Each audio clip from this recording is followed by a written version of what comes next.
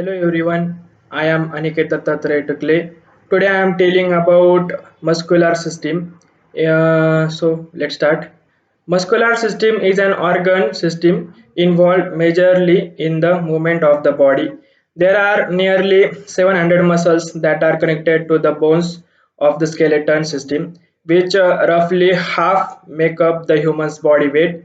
Every muscle is a different organ made of blood vessels, skeletal muscle, tissues, nerves, and organ made up of blood vessels, skeletal muscles, tissues, nerves, and tendons. Muscles tissue are found in the heart, blood vessels, and digestive system. First one is cardiac muscle. Cardiac muscles are present only in the heart. These muscles are responsible for the pumping action of the heart and therefore are responsible for the circulation of blood throughout the body.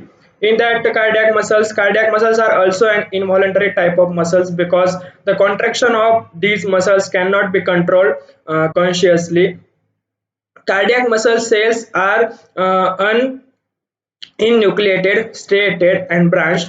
In that also, the cardiac muscle cells are straight, which reveals that they seem to have dark and light strips when seen under a microscope. The protein fibers arrangement within the cell is responsible for these dark and the light strips. Second one is visceral muscles. Visceral muscles are found within the organs such as the intestines, the blood vessels, and the stomach. These muscle tissues cause contractions within the organs which help in the transportation of materials within the organs.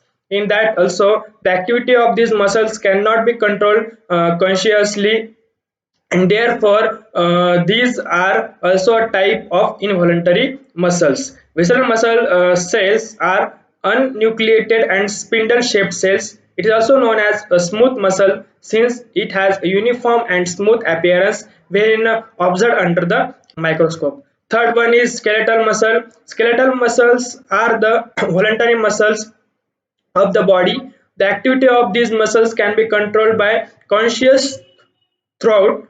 These muscles help in physical actions such as walking, lifting, writing, etc. The skeletal muscle is responsible for moving the body parts that are connected to the bone. The important thing, the skeletal muscle cells are multinucleated, cylindrical, and striated in nature. So next we have discussed inlays regarding muscle system.